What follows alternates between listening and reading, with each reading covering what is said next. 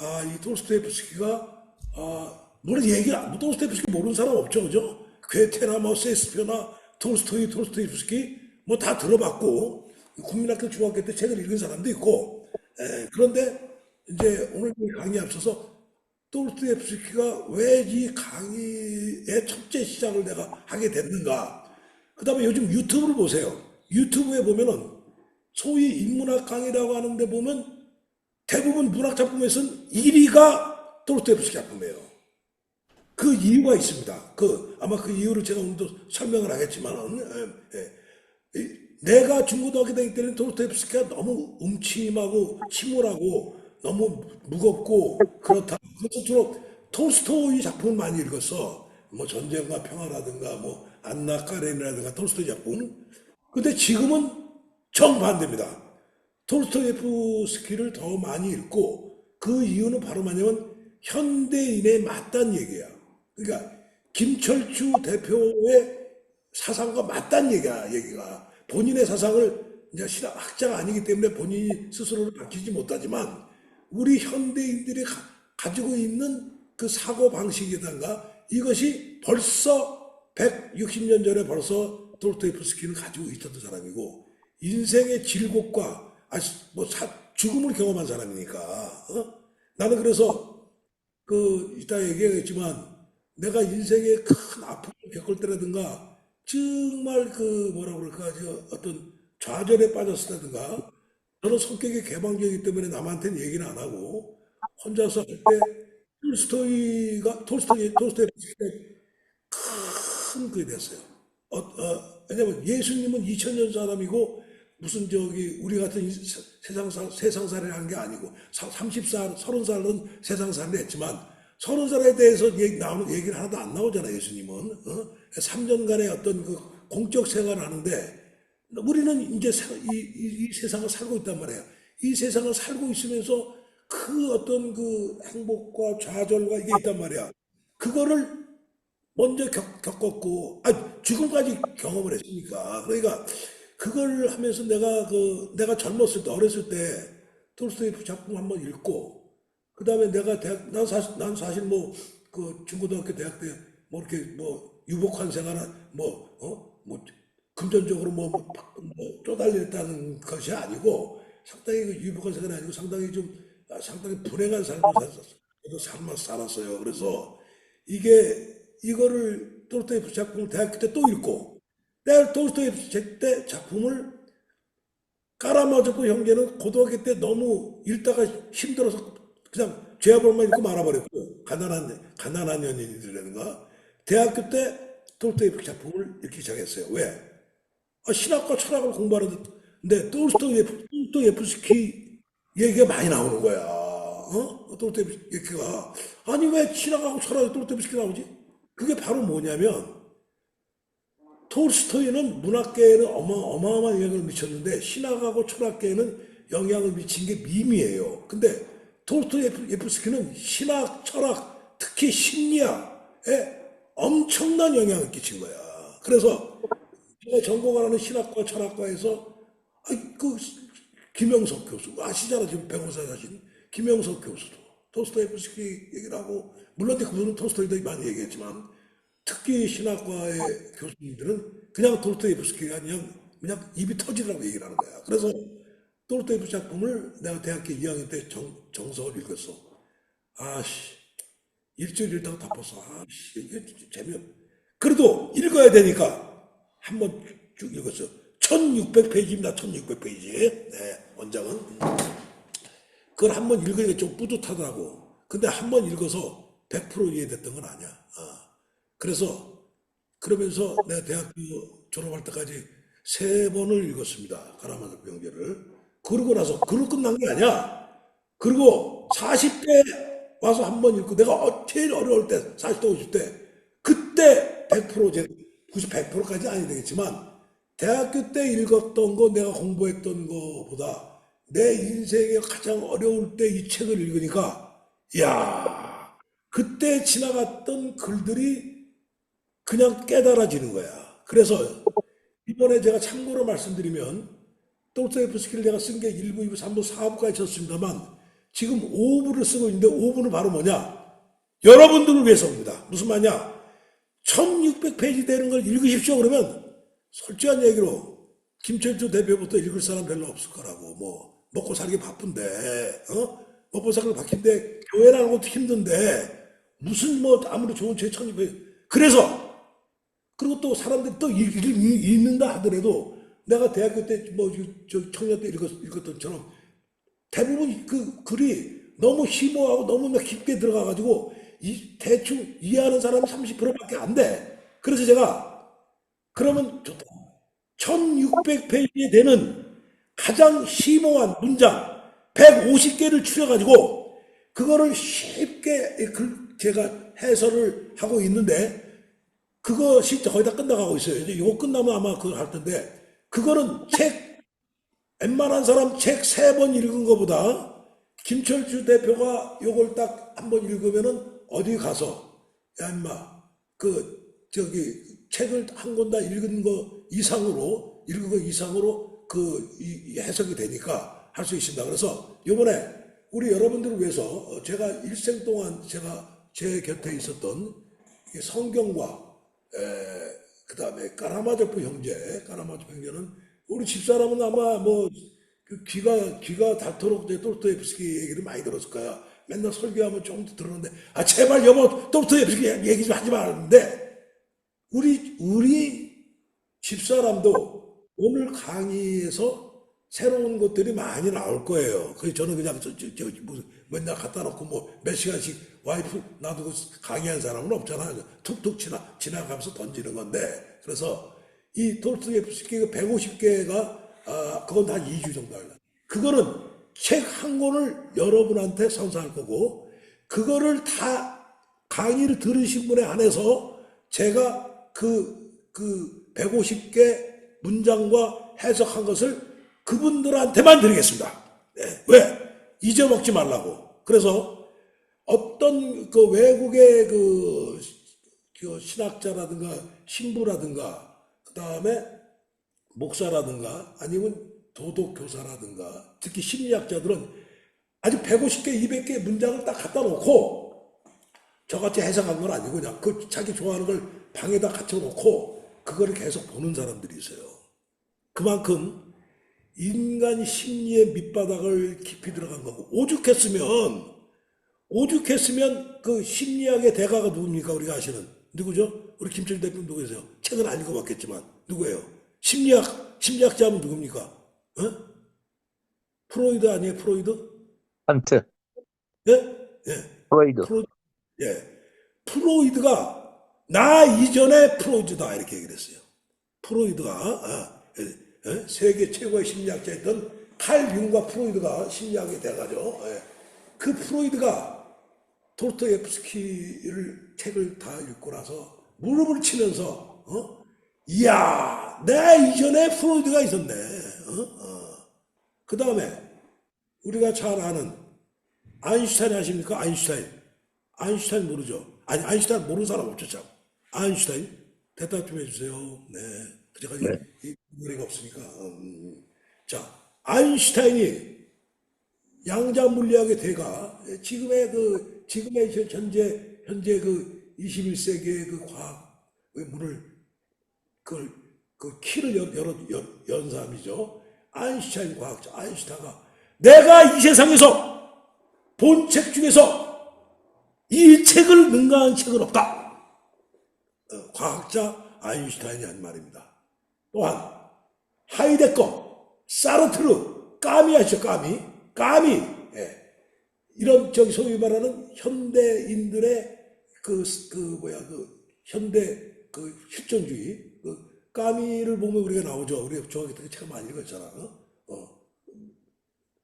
메르소죠 주인공. 메르소가 자기 어머님 장례식에 갔다가 나오면서 햇빛에 딱 해변가에 알제리 해변인가? 해변에 그 주인공이 그 이방인에 나오는 거죠. 이방인 첫 장면에 햇빛이 막 뜨고 내게 사람들이 왔다 갔다 갑자기 짜증이 탁 나는 거야. 갑자기 총을 들어서 지나가던 사람을 쏴 죽여. 당신 왜 죽였어? 물었단 말이야. 그랬더니 햇빛이 뜨거워서 죽었어. 햇빛이 뜨거워서 죽였다고 하는 거야. 그것이 바로 뭐냐면은 현대인의 무의식 속에 있는 그것을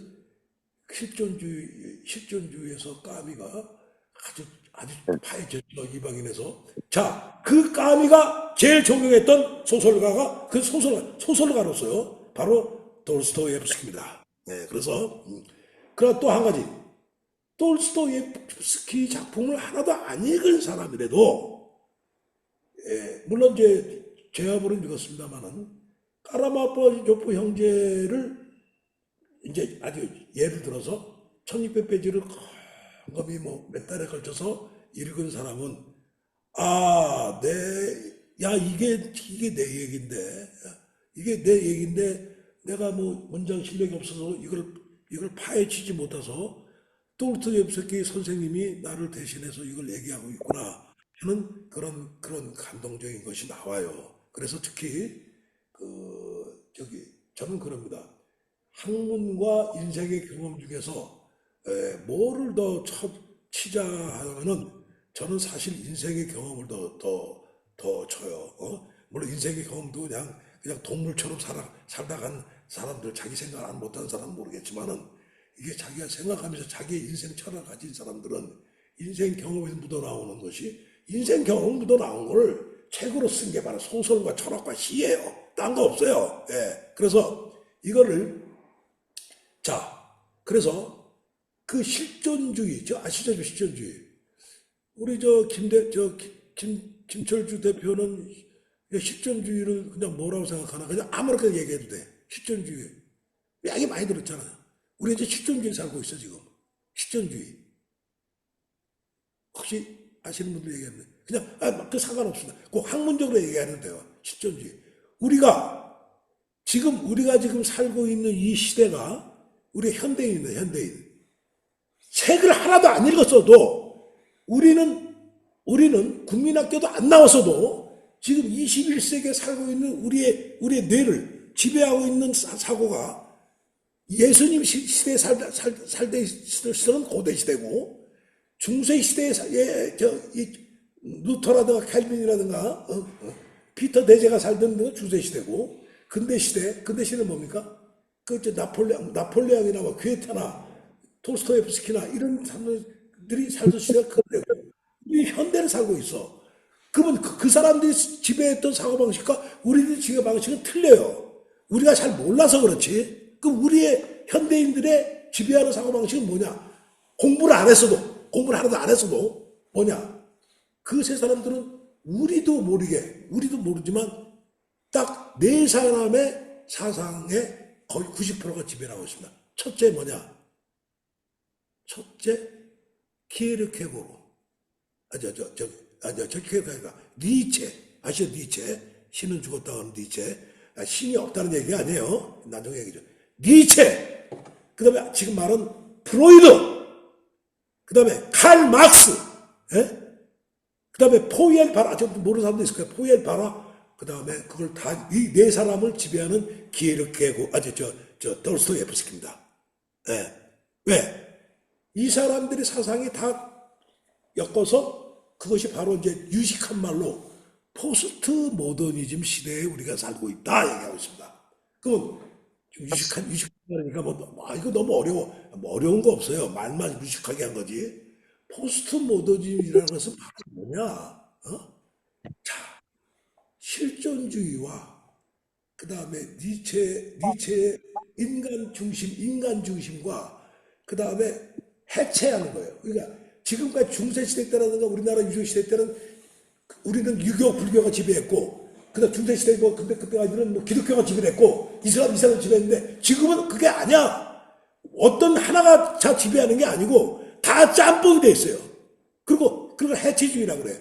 옛날의 사회가 큰 고체라 그러면 다 똑같아. 딱딱 묻지만, 지금은 액체야. 다 뿔뿔이 흩어져 있다고, 지금. 사상들이 다 각자야. 근데 각자지만, 언어의 진리가 하나가 없어. 옛날에 기독교 진리면 다 통했어. 한국에서는 유교면 다 통했어. 지금은 아니야. 그렇지만 어떤 게 아니냐. 각자 나름대로 자기의 사상을 가지고 있는데 각자 나름대로 가지고 있다는 그 사상이 바로 뭐냐? 니체, 프로이드, 칼막스, 이런 깜이나 이런 사상을 가지고 있는 거예요. 그것의 근본이 뭐야? 우리는 신에 의존하지 않는다. 우리가 우리끼리 잘 먹고 살다가 내가 꼴린 대로 시체말로야 얘기하는 거예요. 살다가 그냥 죽으면 되지. 무슨 신이 필요하고 또 신이 이 세상을 지배하고 이 세상을 지배하는 게 어딨어? 그러면 여기 맨 전쟁 있고 왜 죽음 그 불쌍한 사람도 죽어가는데 가만히 있고 어린애들이 말이야 죽어가는데 몇십만 명 죽어가는데 가만히 있고 600만 명이 유대인이 죽어가는데 가만히 있는 그 신이 그게 무슨 신이냐? 이 주장하는 것이 바로 실존주의의 그 모토입니다. 맞죠? 다 틀리다는 말은 아닙니다. 그런데 그 실존주의의 창시자 키에리케고르는 아버지고 그 키에리케고르 이전에 있던 바로 사람이 돌스토예프스키입니다. 돌스토예프스키는 실존주의 사상가는 아니었지만 그 후에 나타난 지금의 현대 하이데거나 이런 사르트르나 얘기를 많이 들었을 거예요. 까미나 이런 사람들이 가장 존경하는 실존주의의 실질적인 창시자다 하고 제 얘기 아닙니다 하고 얘기하겠습니다. 왜? 인간성의 깊이, 인간이 악하면 얼마나 옛날에는 지금 옛날에 그 바로 뭐야? 실존주의 이전에는 지금 말해 인간은 우리 선한 사람이 있는데 악마가 바깥에 있어가지고 악마가 우리를 악마가 바깥에 있는 게 아니다. 악마는 인간 안에 있다. 인간에 악마가 있고 인간이 악하면 얼마나 악마가 될 수 있고 인간이 선하면 얼마나 천사가 될 수 있는가. 인간의 깊이를 일생 동안 탐구했던 사람이 바로 돌스토예프스키입니다. 그래서 돌스토예프스키는 최근에 와서 문학가로 취급하지 않습니다. 물론 문학가죠. 문학가지만 문학가이자 사상가이자 21세기의 모든 목사님들이 하다못해 가톨릭에 있는 신부들까지 존경하는 사람이 칼 바르트라는 신학자입니다. 칼 바르트도 로마서 강해라고 1911년에 나왔는데 그 자유주의 신학에 지 꼴리는 대로 죄송합니다. 여기는 인문학이니까 저는 목사가 아닙니다. 오늘은 원장입니다. 성서와 인문학 아카데미, 인문학 아카데미 원장으로서 말씀드립니다. 인문학 아카데미 원장으로서 자유스럽게 얘기합니다. 그 당시 예수님은 성서가 나오는 예수님은 성경에 구라도 많이 있고 진짜 예수님은 역사적 예수라든가 이런 데 있고 하면서 막 자기 나름대로 신학자들이 막 떠들어댔어요. 그리고 우리가 열심히 잘하고 하나님을 우리가 이해를 하게 되면 이 세상은 참 평화롭게 갈 수가 있다고 주장을 하다가 갑자기 제1차 세계대전이 일어난 거야. 몇십만 명이 죽은 거야.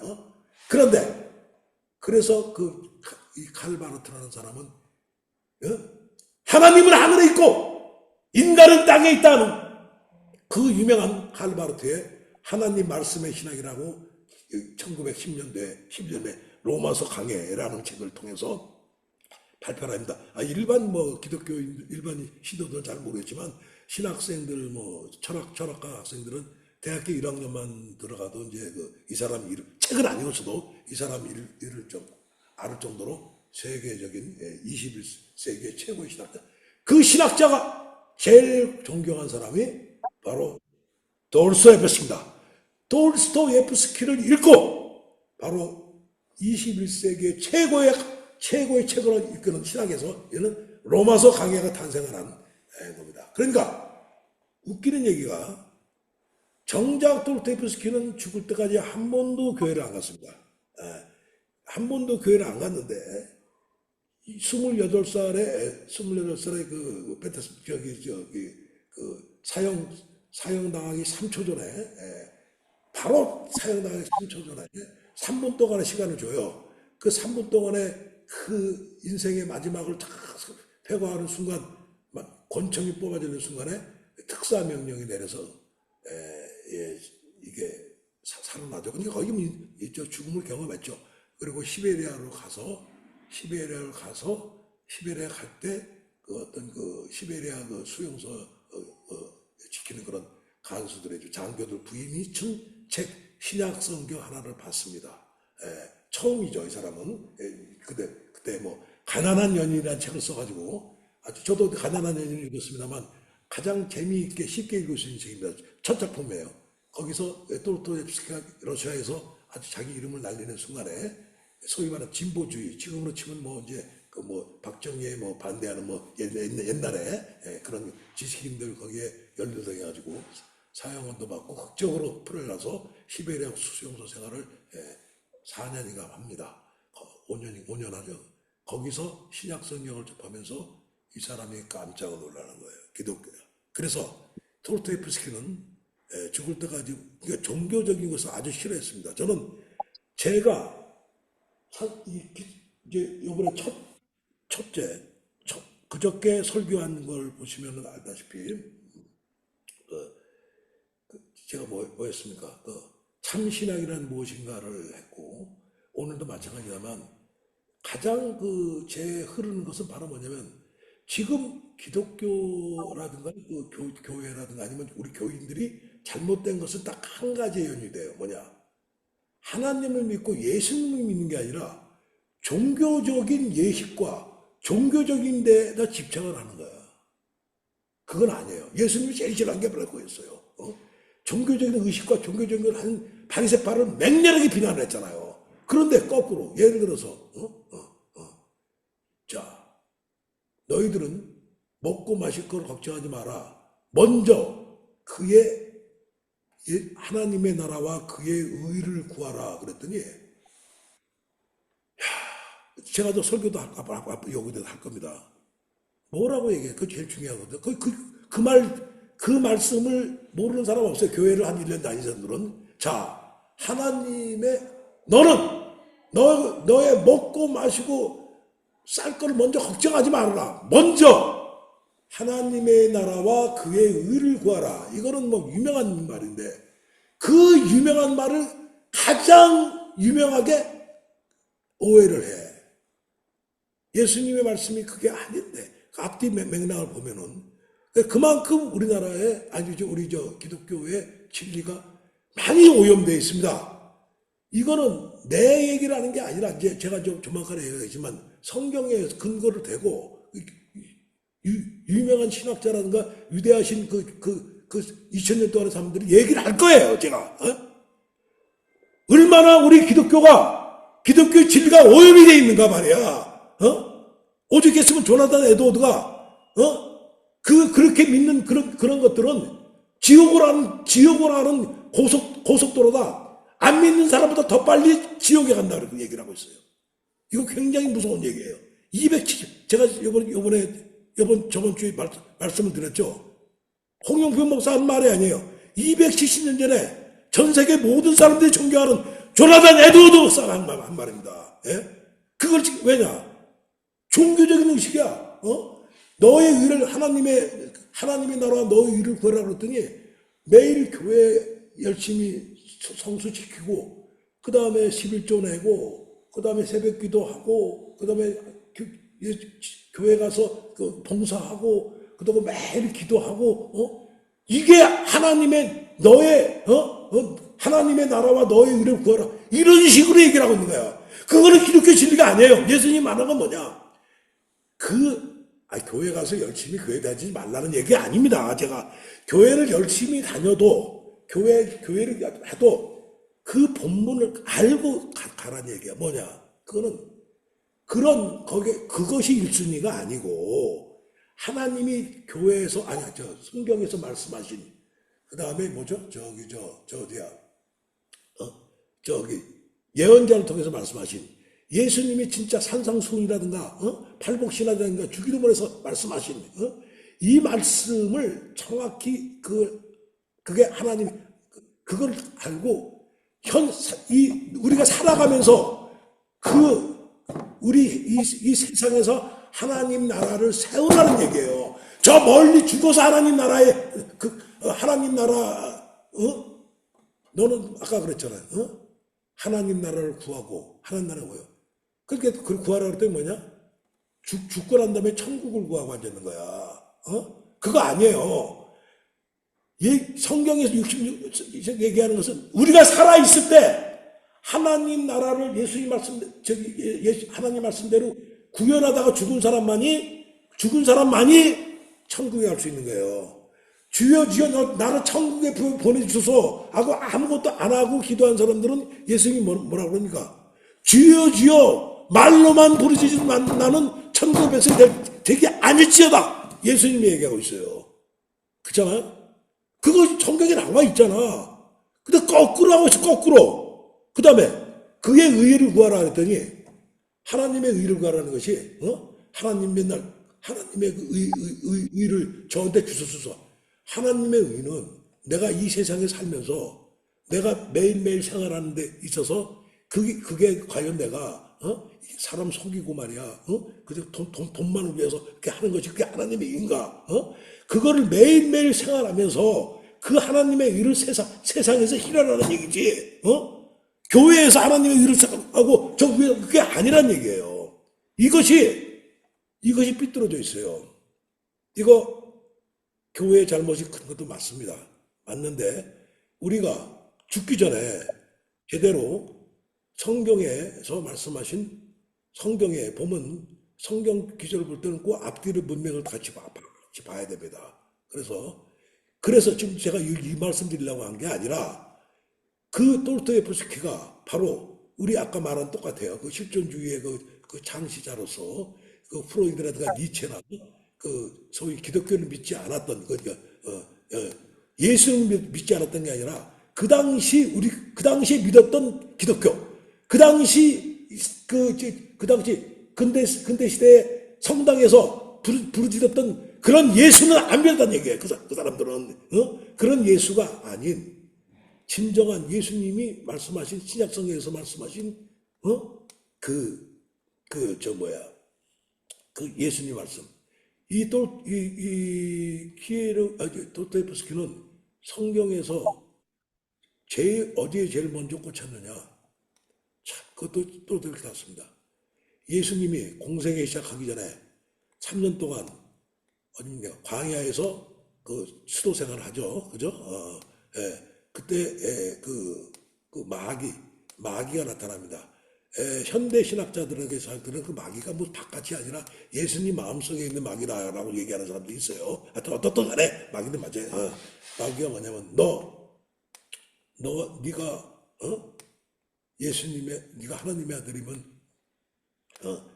이 돌을 떡으로 만들어 봐라. 그 다음에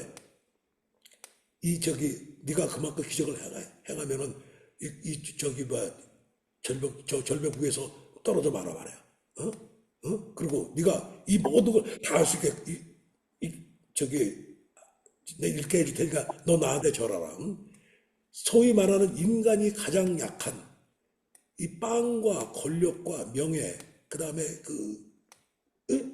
이것을 세 가지로 시험을 해요. 그죠? 근데 그걸 다 예수님이 거절을 하죠. 근데 우리는 그냥 그게 하나의 신화적인 얘기로 넘어가는데 이 도스토옙스키는 보는 눈이 예리합니다. 아니 어떻게 인간이 돈 싫어하는 놈이 있고 권력 좋아하는 놈이 있고 그 다음에 무소불위의 능력을 준다는데 그거 싫어하는 놈이 그런 인간이 어디 있냐 이거야. 이거는 예수밖에 도저히 인간이 할 수 없는 거다. 야 그런데 2000년 전에 하나님의 아들로 태어났던 뭐가 됐든 간에 인간으로 태어났던 예수가 그 시험을 물리치는 것이 아주 그냥 한 게 아니라 그거를 이유를 대면서 얘기하는데 이 사람이 탐복을 한 거야. 이런 우리 인간 중에 이런 사람이 있구나. 거기서 우리 도스토옙스키는 희망을 본 겁니다. 도스토옙스키가 5년 동안 있었던 그 시베리아의 형무소는 보통 형무소가 아니죠. 정치범 형무소가 아닙니다. 아주 잡범들, 살인범, 강간범, 연쇄살인범, 온갖 잡다한 사람들이 와서 그 인간 이하에, 그러니까 동물보다 더한 그런 것 생활을 몸소 체험하면서 야 인간이 악하면 어떻게 악할 수 있는가 말이야. 그 사람들의 심리를 쫙 옆에서 봐요. 그리고 그 중에서도 맑은 영혼을 가진 사람도 몇 사람도 봐요. 그러면서 인간의 안에는 하나님이 이 우주를 창조하고 인간을 창조했다는데 이 친구는 하나님이 창조했다는 그 인간이 흙을 왜 창조했다는 거지 하나님이 씨가 있다고 봐요. 하나님의 씨 아시죠? 저도 거기엔 동의를 합니다. 하나님의 씨가 이것이 만개에서 거의 하나님처럼 하나님 된 사람은 예수님이야. 무슨 말인지 알죠? 예수님이야. 그리고 그것까지 안 돼도 한 90%까지 간 사람이 스데반이야. 저는 그래요. 한 80%, 그거 제 생각이야. 80% 된 사람은 어거스틴이야. 80%, 90% 넘어가면서 어거스틴, 조나단 에드워드, 루터, 자, 우리는 그런 과정인 거야. 그러니까, 그렇지만, 도스토옙스키는 그 희망을 봅니다. 우리 인간이 잘났다고 떠드는 순간, 모든 기준은 인간의 기준이 되고, 그 기준이 바로 뭐가 되냐. 자기가 주장했던 바로 그 주장이 바로 뭐냐. 우상이 되고, 지금 맞는 얘기예요. 힘이 없다. 하나님도 없고 뭐 아무도 없다고 봤을 때 이 세상에 절대적인 진리는 없다는 거야. 그러면 이 세상에 하나님이 없다면 이 세상은 아무 기준도 없는 아사리판이 될 것이다. 그 하나님의 뜻과 그 예수님 말씀하신 그 원수를 사랑하라. 원수를 뭐 7번에서 곱하기 70번 해라. 이거 말도 안 되는 얘기를 갖다 하고 있다는 얘기지. 우리 저기 이틀 전에 우리 김은대 국장님이 아주 좋은 말씀하셨어요. 야 그런데 그거를 실천하는 인간이 이 세상에 과연 뭐 있겠는가? 바로 그 물음의 답이 그 물음을 죽을 때까지 연구했던 사람이 바로 김은대 국장님이 물어봤던 의문이 바로 도스토옙스키의 의문이에요. 예? 우리 인간의 의문이고 그게 실존적인 의문이란 말이야.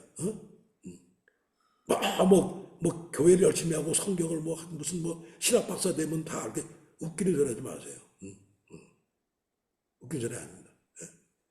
이것을 있는 그대로 인간의 깊이와 인간 영혼 밑바닥에 있는 그 지저분한 그 악마와 또 그 밑바닥에 있는 선한 하나님의 시의 희망을 같이 동시에 보고 있는 분이 바로 도스토옙스키입니다. 그래서 이 도스토옙스키 자체가 저는 오늘 상해를 얘기했지만 그렇다고 해서 도스토옙스키가 대단한 성인이고 도스토옙스키 성인 아닙니다. 성인이 아니기 때문에 제가 좋아하는 겁니다. 나하고 비슷한 사람이기 때문에 철주하고 비슷한 사람이기 때문에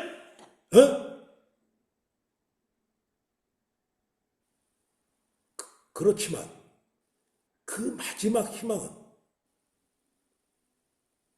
예수밖에 없다. 예수 믿으면 천당 가고 예수 조금만 오면 말이야. 예수 믿으세요. 저기 믿는다고 서운 안 하세요. 아멘. 구원받았습니다. 그런 싸구려 신앙, 싸구려 믿음이 아닌 죽을 때까지 의심하고 그 의심에 대해서 우리 의심하다 말하고 그래. 그렇지. 계속 추구하고 그걸 자기 인생과 체육과 이걸 통해서 끝까지 치열하게 실험했던 사람. 도스토옙스키입니다. 그래서 도스토옙스키는 톨스토이하고 정반대죠. 둘이 같은 시대에 태어났습니다. 톨스토이는 이광수가 제일 좋아하는 사람이 톨스토이죠. 소위 말하는 계몽주의. 그러니까 유식한 사람이 무식한 사람 밑에 너무 이렇게 계몽도 하고 말이지. 물론 톨스토이가 다 그런 건 아니지만 이광수의 작품이 그렇죠. 아주 자기는 위에 있고 밑에서 뭐 계몽하는 뭐 예를 들어서 우리 중학교 때 배웠던 뭐 상록수 같은 경우는 지금 보면 웃겨요, 그죠? 아주 계몽주의 신신학 공부한 사람들이 무식한 사람 앞에 놓고 그런 게 아닌 이 톨스토이는 서사적입니다. 톨스토이 작품 보면은 기가 막혀요. 그 전쟁과 평화라는 일을 보면은 정말 한 폭의 그림이죠. 아주 아름다운 그림과 경관이 막 비치는데 톨스토이 작품은 그거 하나도 없어. 무슨 멋있는 그림이나 집 주위에 아름다운 나무나 물론 가끔 조금씩 나오지만은 그게 주가 바로 직접 그 사람의 이 내면으로 들어가 버려요. 그런데 둘 다 칭찬을 했죠.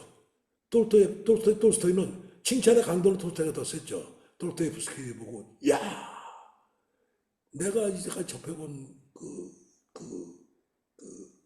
문학 작품 중에서 가장 깊이가 있는 작품이다. 그 다음에 톨스토옙스키는 톨스토이의 특히 다른 건 얘기 안 해. 안나 까레니나. 이 안나 까레니나는 아시죠? 영화도 많이 나왔지만 소피 마르소로 나왔지만 그 안나 까레니나가 주로 다른 소설에 비해서 그 안나 까레니나의 심리가 아주 나옵니다. 잘못 결혼한 나중에 이제 기차역에서 몸을 던져 죽죠. 그 심리 파악이 기가 막힌데 그걸 보고 도스토옙스키는 이야 내가 본 소설 중에서 가장 아름답고 슬픈 소설이다. 그런데 내가 그 얘기를 했더니 우리 막내딸 지선이가 아빠 안나 까레니 꽤 두껍지. 그 책이 두껍거든요. 그거 좀 빼야 되는데 물론 여기 영어로 읽었겠지. 난 부럽더라고 참. 영어 거리 태어나서 안나 까레니를 읽고 아빠 너무 슬펐고 너무 마음이 아팠어. 응?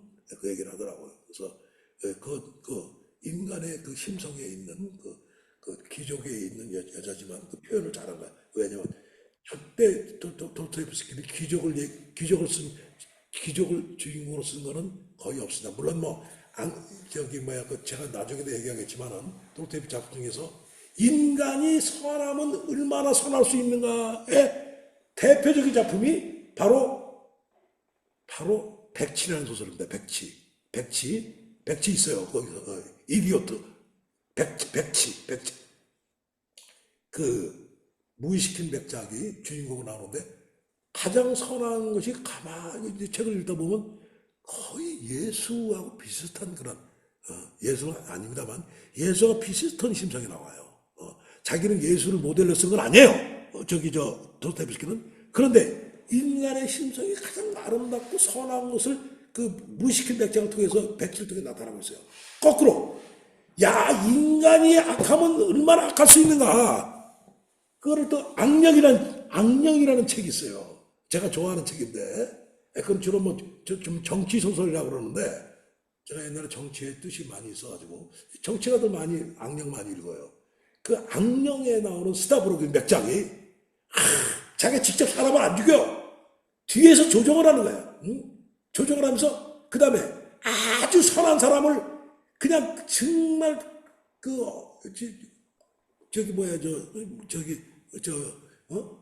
정말 심성이 착하고 때가 안 묻은 그런 아름다운 처녀를 서서히 타락을 시켜가지고 창녀로 만드는 과정을 일부러 하는 그런 아주 독한 스타브로긴 백작의 그 행동뿐만 아니라 이 사람이 왜 이렇게 될 수 있는가를 갖다 보여주고 있어요. 그래서 제가 이제 이런 말씀 드린 게 바로 뭐냐. 그렇지만 이 모든 소설에 이런 모든 소설, 죄와 벌 이런 소설의 가장 종합판이 저희가 이제 노래하고 이번주는 까라마조프 형제입니다. 까라마조프 형제는